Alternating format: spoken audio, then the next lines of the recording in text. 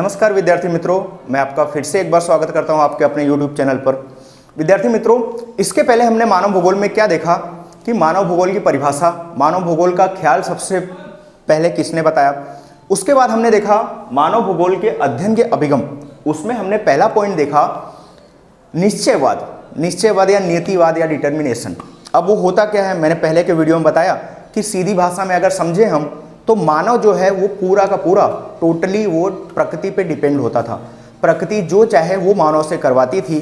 प्रकृति के बिना मानव का जीवन संभव नहीं था। लेकिन धीरे धीरे समय में बदलाव हुआ। कई भूगोलवेत्ताओं ने अपनी अपनी थियरी दी और उसमें एक भूगोलवेत्ता हुए जिनका नाम था लुसियन फावरे। उन्होंने सबसे पहले संभावनावाद की थियरी दी। संभावनावाद की थियरी उन्होंने देते हुए कहा कि मानव जो है वो सिर्फ प्रकृति पे ही आधारित नहीं होता है, बल्कि प्रकृति में वो सम्मिलित होकर काम करता है। प्रकृति का उपयोग करके वो अपना जीवन चलाता है। वो किस तरीके से, मैं आपको समझाता हूँ इन्होंने किस तरीके से इसको बताया। संभावनावाद मतलब कि जहाँ कोई भी संभावना नहीं थी, मानव सिर्फ प्रकृति पे ही आधारित था, प्रकृति से ही जुड़ा था। अब मानव ने क्या किया, प्रकृति में ढलना प्रारंभ कर दिया। प्रकृति में ढलना कि जैसे पहले मानव कृषि पे आधारित था, सिर्फ बारिश के लिए, बारिश से कृषि पे आधारित था, सिर्फ बारिश होगी तो कृषि होगी। लेकिन अब धीरे धीरे तकनीक में, टेक्नोलॉजी में, विज्ञान क्षेत्र में परिवर्तन होने के कारण मानव जो है सिंचाई के द्वारा, नहर के द्वारा, नदियों के द्वारा, बोरिंग के द्वारा वो सिंचाई करने लगा है। खेतों को हर सीजन में वो पानी उपलब्ध हो जाता है, जिसके वजह से जो संभावनावाद का ख्याल है वो विकसित हुआ। आज देखो नदियों पे बांध बना के पानी को रोका जाता है, जिसके वजह से जब जरूरत होती है तो उसे खोलकर, बांध को खोलकर पानी की पूर्ति की जाती है। इसी तरीके से मानव आज देखे, अगर घर घर में तो हम देखें तो चूल्हा की, लकड़ी की जगह आज गैस है। वो भी एक संभावनावाद का ही उदाहरण है, क्योंकि पहले मानव जो था वो प्रकृति पे ही, लकड़ियों पे ही आधारित था कि लकड़ी अगर मिलेगी, सूखी लकड़ी, तो हम अपना जीवन चला पाएंगे, चूल्हा जलेगा। लेकिन आज गैस आने के कारण आप देख सकते हो कि घर घर आसानी से लोगों के लिए चूल्हे की व्यवस्था हो गई, खाने की व्यवस्था हो गई। इसी तरीके से मानव, पहले क्या होता था कि आने जाने के लिए, कहीं भी आने जाने के लिए वो पैदल आया जाया करता था। लेकिन आज क्या हो गया है, ईंधन की खोज हो गई, पेट्रोलियम की खोज हो गई, जिसके वजह से आज मानव के पास 2 व्हीलर है, 4 व्हीलर है, कई लोगों के पास जो ट्रक वगैरह, ये सब, ट्रेन, एरोप्लेन, ये सब आप देख रहे हो। ये सब इसी के उदाहरण है कि संभावनावाद ने नियतिवाद को पीछे कर दिया। हालांकि अभी भी नियतिवाद है, मानव नियति के सामने अभी भी मजबूर है, अभी भी वो नियति के सामने कुछ नहीं कर सकता। लेकिन फिर भी मानव ने संभावनावाद के अंतर्गत, जो लुसियन फावरे ने बताया, मानव अपना अस्तित्व स्थापित कर सकता है प्रकृति के साथ मिलकर। अभी अगर आप देखो तो आपके घर में एसी होगा, कूलर होगा, पंखा होगा, फ्रिज होगा, टीवी होगा, और सबसे ज़्यादा इम्पोर्टेंट आज बच्चे के हाथ में जो है वो है स्मार्टफोन। पहले क्या होता था, पहले नियतिवाद में ये सब चीज़ें नहीं थी। लेकिन आज हमने क्या किया है कि पहले हम सिर्फ प्राकृतिक हवा पे आधारित थे, प्राकृतिक जल पे आधारित थे। आज हम बोरिंग करके पानी ले सकते हैं, फिल्टर करके पानी ले सकते हैं। पानी को अगर शीतल जल नहीं मिलता है तो भी हम फ्रिज में रख के उसको शीतल कर लेते हैं। प्राकृतिक हवा पे हम आधारित नहीं है, क्योंकि हम पंखा लगा लिए हैं तो पंखे से हमको हवा मिलती है, एसी से हवा मिलती है। मतलब कि क्या किया हमने कि प्रकृति में ही हम घुल मिल गए हैं, प्रकृति के ही शक्तियों का उपयोग करके हम हमारा जीवन यापन करने लगे हैं।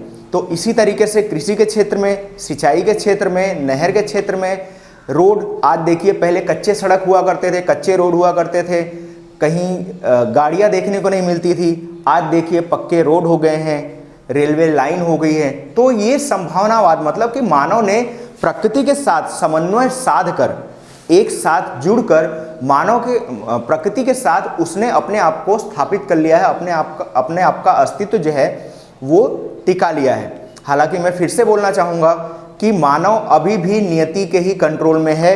नियतिवाद की परिभाषा यहाँ पे गलत साबित नहीं होती। आप कई बार अगर आप देखो तो जब अतिवृष्टि हो जाती है, ज़्यादा बारिश हो जाती है, तो आज भी समुद्र के किनारे रहने वाले लोग या जहाँ ज़्यादा बारिश हो जाती है वहाँ के लोगों को स्थानांतरण करना पड़ता है। वहाँ पे कोई भी तकनीक, कोई भी टेक्नोलॉजी काम नहीं आती।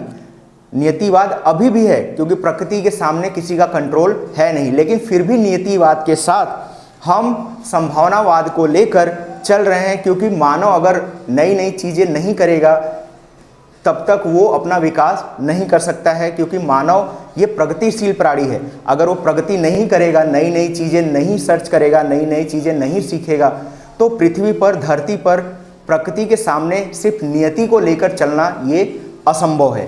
तो संभावनावाद में यही बताया गया कि मानव जो चाहे वो कर सकता है, दुनिया में सब कुछ संभव है, सिर्फ नियति के ऊपर ही हम नहीं चल सकते।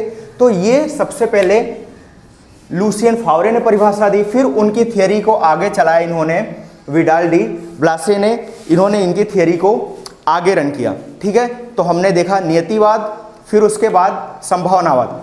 अब उसके बाद नवनियतिवाद क्या होता है? नियतिवाद संभावनावाद का एक तरीके से कॉम्बिनेशन है नवनियतिवाद।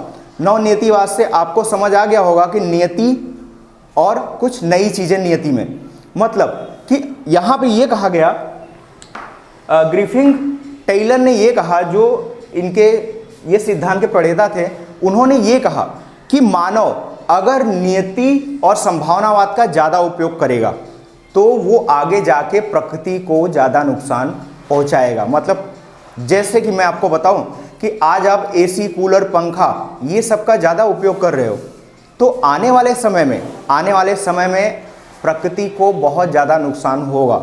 जैसे कि आज कार्बन डाइऑक्साइड का जो क्षेत्र है वो बढ़ता जा रहा है, जिसके वजह से कई लोगों को सांस लेने में दिक्कत, कई लोगों को जीवन यापन करने में दिक्कत, ये सब कठिनाइयाँ आ रही हैं। तो यही इन्होंने कहा कि अगर प्रकृति का मिसयूज करेगा, संभावनावाद का ज़्यादा उपयोग करके मानव अगर प्रकृति का मिसयूज करेगा, तो आने वाले समय में उसी को ही समस्या का सामना करना पड़ेगा।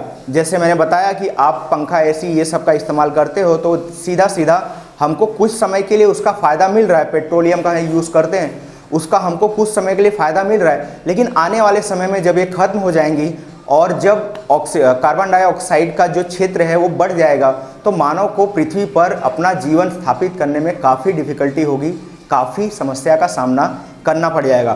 तो नियतिवाद में यही कहा गया कि प्रकृति और नियतिवाद और संभावनावाद का जो कॉम्बिनेशन है वो अगर स्थापित करके चले, समन्वय बनाकर चले, कम यूज़ करें, जहाँ ज़रूरत हो उतना ही यूज़ करें, तो ये नवनियतिवाद के अंतर्गत मानव सुरक्षित रह सकता है, अपना जीवन यापन आसानी से कर सकता है।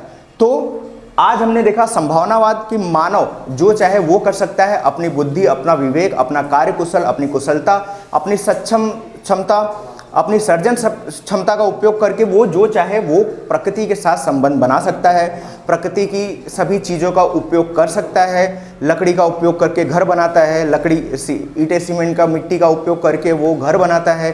तो आज संभावनावाद ये धीरे धीरे काफ़ी देखने को मिल रहा है, लेकिन नियतिवाद भी बहुत ज़रूरी है, क्योंकि अगर हम नियतिवाद के अंतर्गत काम नहीं करेंगे तो हम आने वाले समय में हमारा जीवन जी नहीं सकते, हमारी जो पीढ़ियां हैं वो काफ़ी दिक्कत में आ सकती हैं।